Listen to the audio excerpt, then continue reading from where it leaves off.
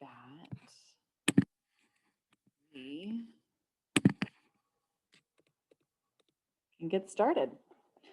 So thank you again for being here. My name is Catherine Shabelsky. I am the owner of KES HR Consulting Company, and I am a human resources professional and a second chance hiring advocate.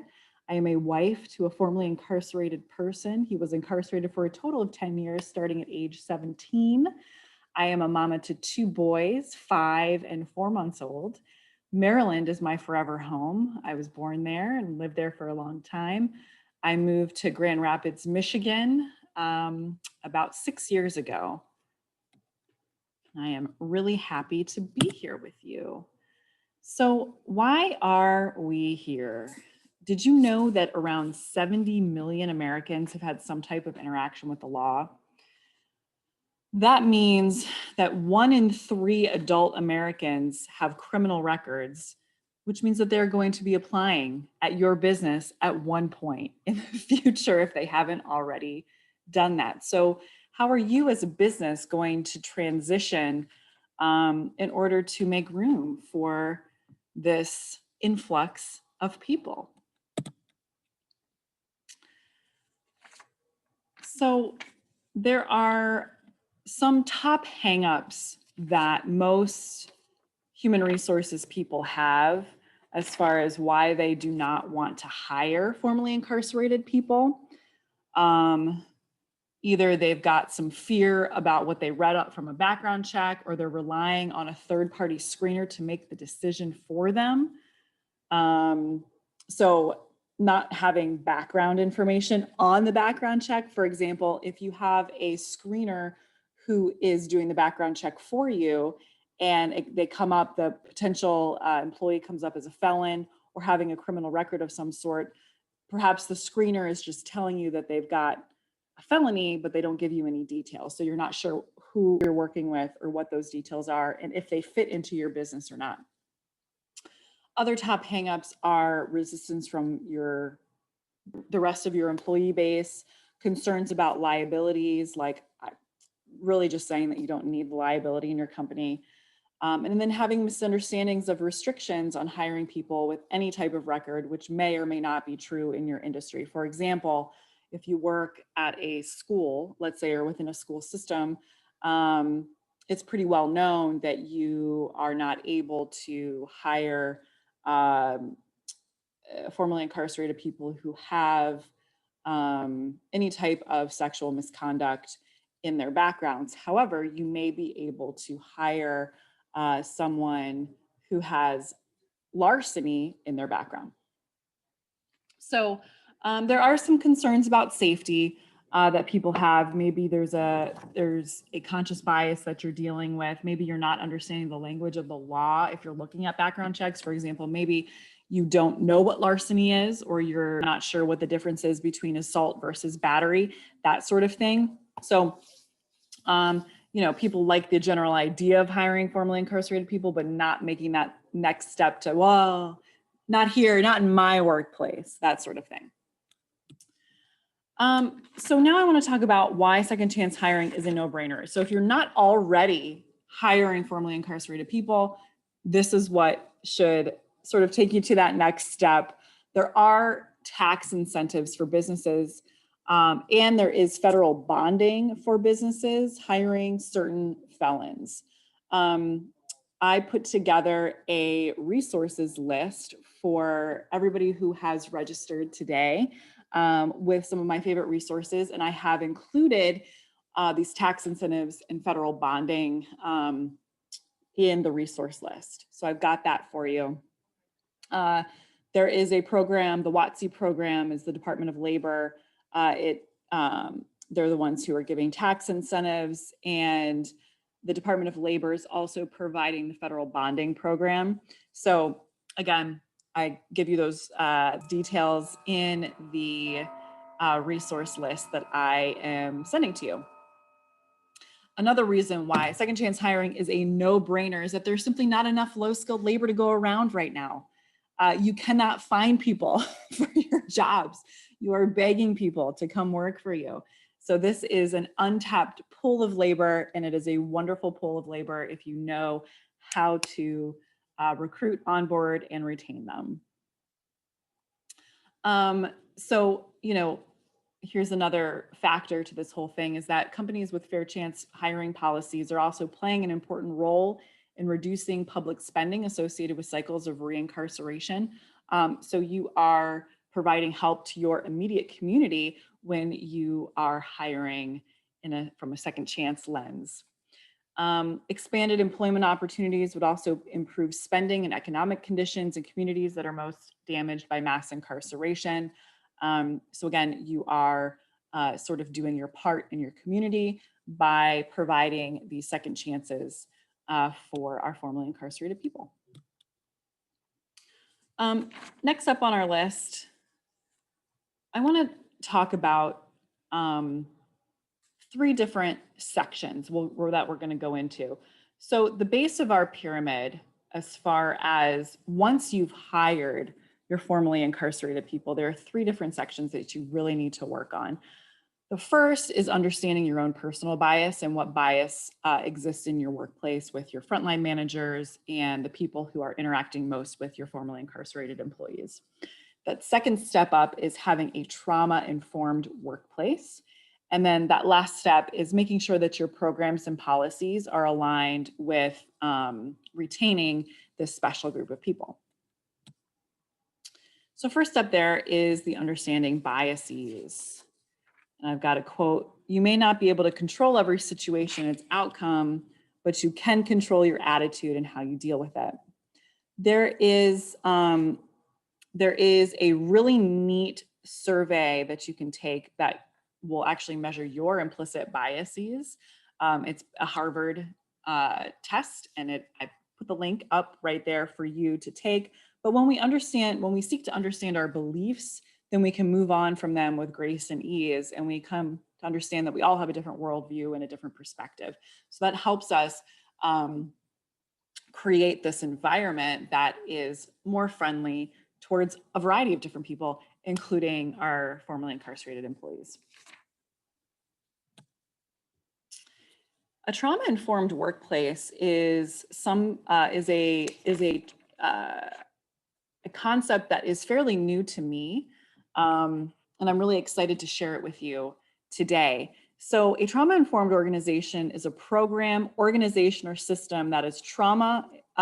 They realize that the widespread impact of trauma, and they understand the potential paths for recovery. They also recognize the signs and symptoms of trauma. In this situation, it would be within their employee base. And they respond by fully integrating knowledge about trauma into policies, procedures, and practices, and seeks to actively resist re-traumatization. So you can see in these couple of different things that I've got up on the screen right now, in a trauma-informed workplace, we see a balance of kindness, competence, and care towards self, others we work with, and those we provide care to. So that's kind of within the lens of a doctor's office or a mental health facility. But within, we can still seek that balance of kindness and competence within your workplace, whatever that happens to be. We also see that trauma-informed workplaces are defined by balance and wellness habits, such as adequate sleep and rest, productivity, exercise, participation, and meaningful activity, and having those supportive relationships like mentorships. So I wanted to highlight this because that next step in our sort of pyramid of having an effective workplace for our formerly incarcerated employees, where they will stick around. So you're reducing your turnover, you're increasing your participation in the workplace in a positive way. So having a trauma-informed workplace means that you are able to recognize that a lot of your formerly incarcerated people, and frankly, this pertains to everybody. It's not just your formerly incarcerated employees. Everybody's got trauma. Everybody's got trauma on some level. So you are recognizing that, you are honoring that, and you are seeking to create a workplace that does not sort of pick open those wounds or create a re-traumatized experience for any of your employees. Okay, so next step, let me just tell you what the 5 top things that you can do to set yourself up for success when hiring formerly incarcerated people. You want to make sure, number one, that your employee handbook is written at a 3rd to 5th grade level. And I've got resources that I outline in my resource packet of where to kind of go and where to start with that. You have a robust program in place to help your organization address implicit biases and determine if your organization is a trauma-informed workplace. 3 is that your onboarding program addresses in detail how to read and understand a paycheck. You would be surprised at how many of your formerly incarcerated employees have no idea what a paycheck is and how to read it and how to look at it and what to do with it. Number 4 is that you've got a resource packet available to any employee that helps them find local charities and state and local programs to ensure their basic needs are met. And number 5 is when hosting a company party or event, you have ensured that all employees are allowed to attend the venue of your choice. So if you are hiring sex offenders, you are ensuring that so sex offenders in particular, you're ensuring that your company programs are inclusive for them as well. One other thing that I wanted to mention is some of the local resources that you should have available to your employees. So that is number 4 on this checklist. Some of the things are food, shelter, clothing, mental health and addiction assistance, utilities assistance, childcare assistance, education, low-cost healthcare, community health clinics. You could even make a 1-pager on how to use health insurance, or ask your broker, if your health insurance broker, if they can put together a 1-pager that is written on a 3rd to 5th grade level on how to use their health insurance, as well as a 1-pager for paychecks. So like what taxes are, what deductions are, et cetera, et cetera. So I'm not saying that you as the employer have to have all of these connections made. So like where to find shelter, where to find clothing, that sort of thing. Just doing sort of a Google search on programs that are in your local area that can help them make those connections. Maybe having like a binder in place.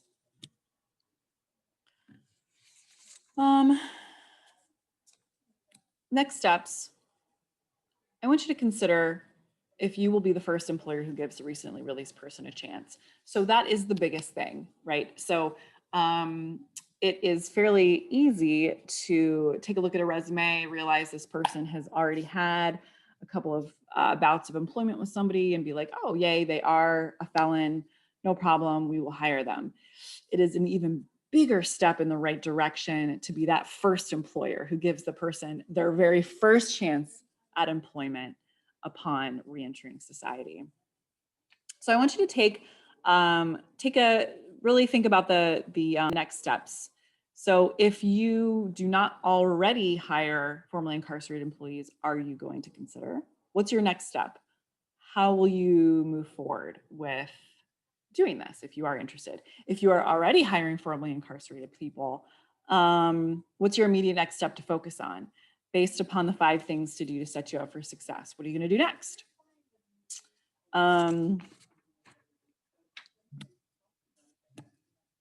Let me tell you about me really quickly, how I can help you. So I can help you with a second chance hiring audit. So if you want me to come in and hook you up to figure out where your holes are, I'm happy to do that.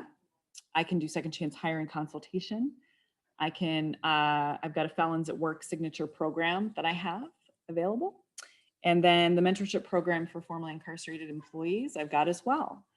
So that about sums it up. On our resources sheet that I will be sending to you, there is a section on how to get in touch with me. and I look forward to that very much. Thank you so much for sitting with me today, talking about second chance hiring, one of my passions. And I look forward to chatting with you soon.